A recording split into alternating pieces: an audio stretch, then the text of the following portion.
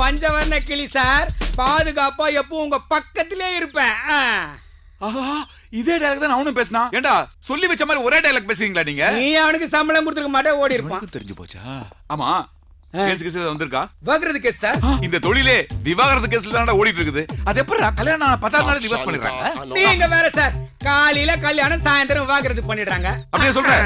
எப்படியோ நமக்கு பொழப்படம் தான் செத்தாடா. சீக்கிரம் சொல்லு. வந்திருக்கு சார். சார் கூப்பிடுறாரு சார். ஹலோ, 10ஆம் தேதி டெல்லி சுப்ரீம் கோர்ட்ல இருக்கிறேன். அங்க இருந்து நேரா ஹைதராபாத், அப்படியே ட்ரெயின் பண்ண செகண்ட் சார். நீங்க ஃளைட் கூட பார்த்தது இல்ல. ஃளைட்டுக்கு அப்ப டிக்கெட் எடுக்க சார் டிஸ்கஸ் பண்ணிட்டு இருக்கேன். நான் உட்கார வரல சார், முடிச்சிட்டு போக வந்திருக்கேன். விவாகரத்து யாருக்கு? உங்க பையனுக்கா உங்க பேரனுக்கா? என்ன பேசாம இருக்கீங்க?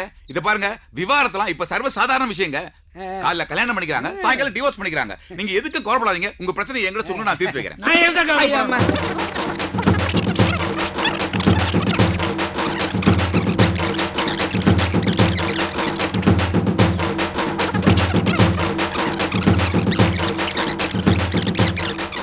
என்ன நீ கஷ்டப்பட்டியா? உன்னால நான் பட்ட கஷ்டம் இருக்கே. நிறுத்துங்க.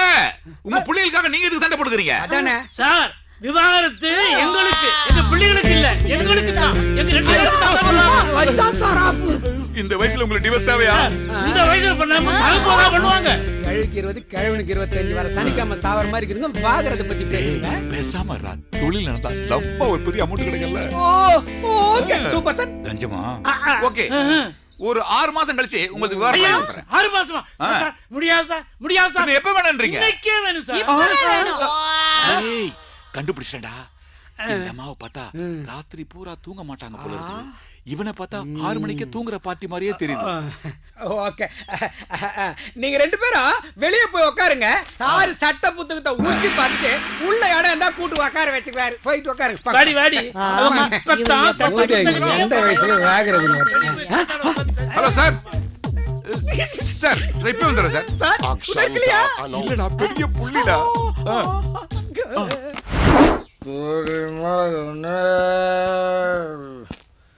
எங்க இங்க இருக்க பிள்ளையார காணோம். நீ எங்க இருக்கிய? யார் அது பிள்ளையார பூட்டி வச்சிருக்கிறது? ரிலீஸ் பண்ணா. மகனே கொடுக்கட்டுமா கொஞ்சம் உனக்கு, கொடுத்து எடுக்கட்டுமா எனக்கு? என்ன பிள்ளையார கொடுக்குற மாதிரி கொடுத்து எடுக்கிற மாதிரி எடுக்கலான்னு பார்க்குறியா? நீ மட்டும் அப்பா அம்மா அண்ணன் தம்பின்னு ஒரு டைப்பாக உக்காந்துருக்க. என்னை பற்றி நினச்சி பார்த்தியா? நான் நினச்சி பார்க்குறேன். ஒவ்வொரு தடவையும் நிலாவை பார்க்கும்போது அதை காட்டி காட்டி சோறு ஊட்ட அம்மா இல்லையேன்னு நினச்சி பார்க்குறேன். ஆசைப்பட்ட பொருள் எல்லாம் வாங்கி தரத்துக்கு எல்லாருக்கும் அப்பா இருப்பாங்க. எங்க அப்பா எங்க இருக்காரு, எப்படி இருக்காருன்னு நினைச்சு பாக்குறேன். கணேசா, மனுஷன் செத்தாலும் வாழ்ந்தாலும் 4 பேர் வேணும்னு சொல்லுவாங்க. 4 பேரை மொத்தமா பார்க்கும் போதெல்லாம் எனக்கு அந்த மாதிரி ஃப்ரெண்ட் இல்லையேன்னு நினைச்சு பாக்குறேன். மனசு கிழிஞ்சு கதறி கண்ணீர் விடுறப்போ அதை துடைக்கிறதுக்கும் மனசு சந்தோஷமா ரெக்க கட்டி பிறகுறப்போ ஆசையோட கட்டி பிடிச்சுக்கிறதுக்கும் எனக்கு ஒரு பொண்டாட்டி இல்லையேன்னு நினைச்சு பாக்குறேன். கணேசா, எங்க அப்பா கணேசா எல்லாருக்கும் கரெக்டா விதி எழுதிட்டு எனக்கு மட்டும் சதி பண்ணிட்டியே. இந்த வழியெல்லாம் பரவாயில்ல பிள்ளையார. என்னை பார்க்குற யாரும் என்னை மனுஷனா கூட மதிக்க மாட்டேன்றாங்க. அழுகி போய் கப்பு அடிக்கிற போன மாதிரி நினைக்கிறாங்க. எல்லாரும் பயந்து ஓடுறாங்க. அதனால தான் எல்லாரும் இந்த சதா நினச்சி பார்க்கணும். நான் ஜாலியாக இருக்கணும், அவங்க பாக்கெட் எல்லாம் காலியாக இருக்கணும். என்ன கணேசா? சாரி கணேசா, உனக்கு முன்னாடி குடிக்கிறேன்னு பார்க்குறியா? நான் குடிக்கிறேன், ஆனால் நீ எல்லாருக்கும் நல்லது பண்ணுற மாதிரி நடிக்கிற. நான் சொல்றதெல்லாம் கேட்டுச்சா? நான் சொன்னது கேட்கலையா? இரு, உன் காது வந்து சொல்றேன். இப்போ சொல்றது கேக்குதா? சும்மா இருங்க. என்ன குடிச்சிட்டு வந்திருக்கேன்னு குரல்லாம் மாதிரி பேசுறியா? சீ, சும்மா இருங்கன்னு சொல்றேன்ல. இது உன் குரல் இல்ல, ஏதோ பெண் குரல். அதுவும் ஒரு பெண் குரல். நான் உன்கிட்ட வந்து அப்புறம் பேசிக்கிறேன். நீ கூட முத்தம் கொடு ப்ளீஸ். நீ கூட கொடுங்க. முத்தம் கொடு. முத்தம் கொடு. நீ முத்தம் கொடு. நீ மேல கொடு. நீ மேல கொடு. முடியாது. முத்தம் கொடு. நீ மேல கொடு. நான் வேணா நீ கொடுக்கட்டுமா? ஐயோ, ஏண்டா கும்பிடுற சாமியை முன்னாடி வச்சுக்கிட்டு இங்க வந்து கும்மாளம் பண்றீங்க? தெரியாது, தப்புதாங்க. பொருளை மட்டும் பிராக்கெட் போடுற எண்ணெயே பொறுக்கின்னு சொல்றாங்க. இந்த பொண்ணை பிராக்கெட் போடுறவனை என்னடா சொல்லணும்? இனிமே உங்க 2 பேரையும் இந்த பக்கம் பார்த்தேன் போ.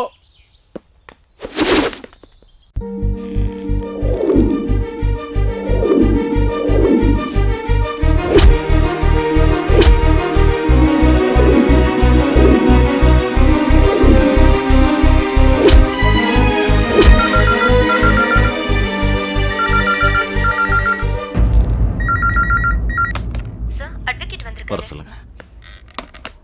May come in sir. வாங்க வாங்க. என்ன சார் இது? உட்காருங்க சார். என்ன சார் இது? ஃபைலை தேடி இருப்பீங்கன்னு பார்த்தா லைஃபே தொலைச்சி தேடிட்டு இருக்க மாதிரி இருக்கு. உண்மைதான் வக்கீல். எங்கே என் லைஃபே தொலைஞ்சிருமோன்னு பயமா இருக்கு. என்ன சார் சிரிக்கிறீங்க? சிரிக்காம வேற என்ன சார் பண்றது? சார் இந்த பயம் இருக்க, அது வளர செடியில சுடுதண்ணி ஊத்துற மாதிரி. சார் நமக்கு எதிரிங்களே தேவையில்ல சார், பயம் ஒண்ணு போதும் சார். நம்ம லைஃபை டோட்டலா ஸ்பாயில் பண்ணி விட்டுறோம் சார். இப்போ என்னையே எடுத்துங்களேன், கோர்ட்ல எவனாவது டாய் சொன்னா வச்சுங்க, டக்குன்னு வால்யூமை கம்மி பண்ணிட்டு அதை விடுங்க. இப்போ எதுக்காக வர சொன்னீங்க? காலையில பேங்க்ல இருந்து ஆள் வந்திருந்தாங்க. இங்க வேலை பார்க்குறவங்க அத்தனை பேர் முன்னாடியும் என்னை அவமானப்படுத்திட்டாங்க வக்கீல். இந்த ஆபீஸை உருவாக்குறதுக்கு எத்தனை நாள் மழையில நனைஞ்சு வெயில்ல காஞ்சு சாப்பாடு தூக்கம் இல்லாம கஷ்டப்பட்டிருப்பேன். இந்த பில்டிங்ல எத்தனை செங்கல் இருக்குன்னு என்னன்னா அத்தனை நாள் நான் கஷ்டப்பட்டிருப்பேன்னு தெரியும். எந்த மரியாதைக்காக இவ்வளவு நாள் நான் கஷ்டப்பட்டு காத்திருந்தனோ அந்த மரியாதைய ஒரே நிமிஷத்துல காத்துல பறக்க விட்டுட்டாயா அந்த பேங்க் மேனேஜர். வாங்கின பணத்தை செட்டில் பண்ணு, இல்லனா ஆபீஸ உடனே வெக்கேட் பண்ணுன்னு சொல்லிட்டான். சரி, இப்போ என்ன முடிவு பண்ணிருக்கீங்க? முடிவு பண்ணிட்டேன் வக்கீல். 30 நாள்ல அவன் கடன் அடைச்சணும்னு முடிவு பண்ணிட்டேன். என்ன சார் மறுபடியும் குழப்பறீங்க? எப்படி கடன் அடைப்பீங்க? வீட்டை வித்துதாயா. ஐயோ, அதுக்கு தேவையான ஏற்பாடுகளை நீங்க தான் இப்ப பண்ணணும். சரியா போச்சு. நீங்க வாங்கின கடன் அடைக்கணும்னு சொல்றீங்க, அது நியாயம். ஆனா வீட்டை விற்கணும்னு சொல்றீங்களா, அது எந்த விதத்துல சார் நியாயம்? சார் நம்ம கட்டினது மாளிகையா இருந்தாலும் குடிசையா இருந்தாலும் இடம் யார் பேர்ல இருக்கோ அவங்களுக்கு தானே சார் சொந்தம். என்ன சொல்றீங்க? உங்களுக்கு புரியுற மாதிரி சொல்றேன். காதலிச்சு கல்யாணம் பண்ணது உங்க அக்கா. உங்க மாமாவும் பெரிய பெரிய வெளிநாட்டு பிசினஸ் பண்ணி உங்க அக்காவை நல்லபடியா தான் வச்சிருந்தாரு. யார் கண்ணு படுதோ தெரியல, உங்க அக்கா திடீர்னு மண்டையை போட்டுடுச்சு. பாவம், அந்த பொண்ணும் அனாதை ஆயிடுச்சு. உங்க மாமாவும் பெரிய பெரிய பிசினஸ் பண்ணதால அவரும் வெளிநாட்டுல தங்கிட்டாரு. அவருடைய கெட்ட நேரம் கேன்சர் வந்து திடீர்னு அவரும் இறந்து போயிட்டாரு. அதே மாதிரி அது வரைக்கும் சும்மா இருந்த நீங்க அந்த பிசினஸையும் வளர்த்தீங்க, உங்க அக்கா பொண்ணையும் வளர்த்தீங்க. நான் இல்லைன்னு சொல்ல, ஆனா உயிர்ல உங்க அக்கா புருஷன் என்ன எழுதி வச்சுக்காரு தெரியுமா? என்ன? படிக்கிறேன், கேளுங்க. என்னுடைய அசையும் சொத்துக்கள் அசையா சொத்துக்கள் அனைத்தும் என்னுடைய ஒரே மகளான ஜெனிஃபருக்கு மட்டுமே சேர வேண்டும். இந்த சொத்துக்கள் அனைத்தும் என் சுய உழைப்பால் சேர்த்ததாகும். கேட்டீங்களா? இதான் உயில். அப்ப நான் எதுவும் சம்பாதிக்கலன்னு சொல்றீங்களா? நான் அப்படி சொல்ல சார். எங்க அக்கா புருஷன் சம்பாதிச்சது வெறும் 50,000 ரூபாய் சொத்து. ஆனா நான் சம்பாதிச்சது 5 கோடிக்கு மேல. சார் நமக்கு பிடிச்ச கோயிலுக்கு போறோம், நமக்கு பிடிச்ச கடவுளை கும்பிடுறோம். அங்க 2 நாளோ 1 நாளோ தங்குறோம். அதுக்காக அந்த கடவுளே நமக்கு சொந்தமாயிடுமா சார்? இல்ல அந்த கோயிலை தான் நமக்கு எழுதி கொடுத்துருவாங்களா? நடக்கக்கூடிய காரியமா அது? ஆனாதான் கிடந்த அந்த பிள்ளைய எடுத்தீங்க, வளர்த்தீங்க, ஆளாக்குனீங்க. உங்க மாமா கொடுத்த 50,000 வச்சுக்கிட்டு போராடி இன்னைக்கு 200 பேரை வச்சுக்கிட்டு வேலை வாங்குறீங்க. இண்டஸ்ட்ரியிலே நம்பர் 1 இருக்கீங்க. அதுக்காக நான் உங்களை பாராட்டுறேன், இல்லன்னு சொல்ல. ஆனா சட்டத்தை பொறுத்த வரைக்கும் பத்திரத்துல என்ன இருக்கோ அதான் சார் பெஸ்ட். மத்ததெல்லாம் மொத்தம் வேஸ்ட். உங்க மாமா சாகும்போது அந்த பொண்ணுக்கு 5 வயசு இருக்கும் சார். இந்நேரம் அது மேஜர் ஆயிருக்கும். எந்த வெளிநாட்டுக்காரன் கூட என்ன டூயட் பாடியிருக்கோம் யாருக்கு தெரியும்?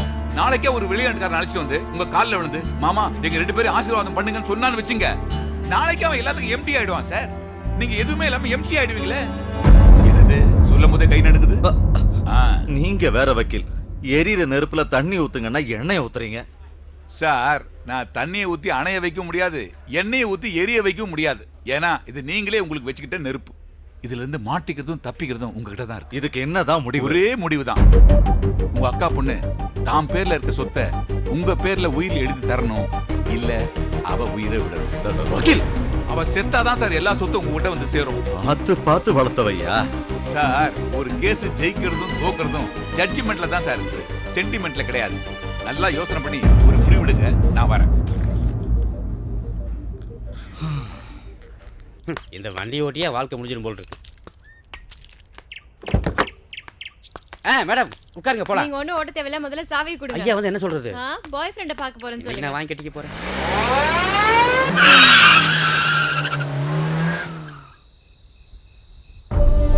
ஆனா சட்டத்தை பொறுத்த வரைக்கும் பத்திரத்துல என்ன இருக்கோ அதான் சார் பெஸ்ட். மத்ததெல்லாம் மொத்தம் வேஸ்ட்.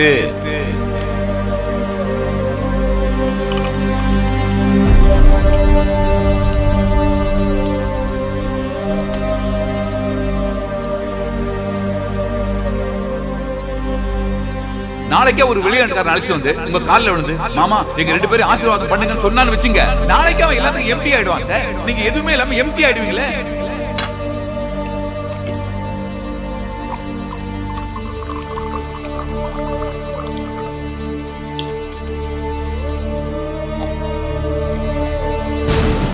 உங்க அக்கா பொண்ணு தாம் பேர்ல இருக்க சொத்தை உங்க பேர்ல உயிர் எழுதி தரணும், இல்ல அவ உயிரை விடணும். ஒரு கேஸ் ஜெயிக்கிறதும் தோக்குறதும் ஜட்ஜ்மெண்ட்ல தான் சார் இருக்கு, சென்டிமெண்ட்ல கிடையாது. உங்க அக்கா பொண்ணு தாம் பேர்ல இருக்க சொத்தை உங்க பேர்ல உயிர் எழுதி தரணும், இல்ல அவ உயிரை விடணும்.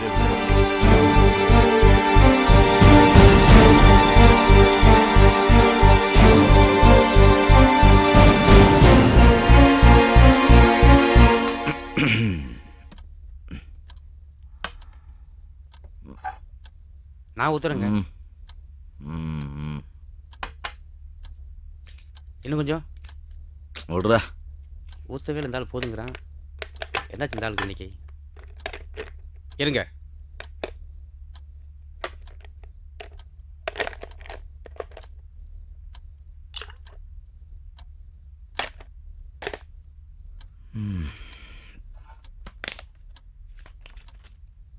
போதுமா?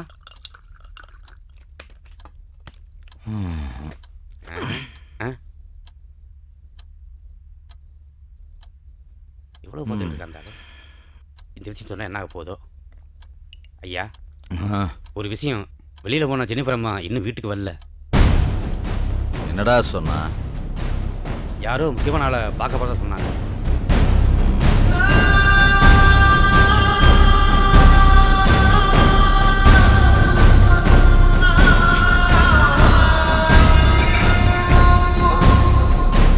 வாசு எப்போ வருவேன்னு சொன்னா? அதை சொல்லவே இல்லைங்க ஐயா.